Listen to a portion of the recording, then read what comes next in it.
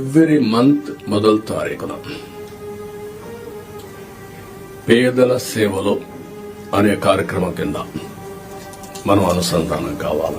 తద్వారా వీళ్ళ పైకి తీసుకురావాలి. ఇక్కడ మీరు కలెక్టర్స్ అందరూ ఉన్నారు, ఐఏఎస్ ఆఫీసర్స్ ఉన్నారు, పాలిటీషియన్స్ ఉన్నాం. మేమందరం కూడా చిన్నగానే పుట్టాం, గ్రామాల్లో మామూలు వ్యక్తుల కుటుంబాల్లోనే పుట్టాం.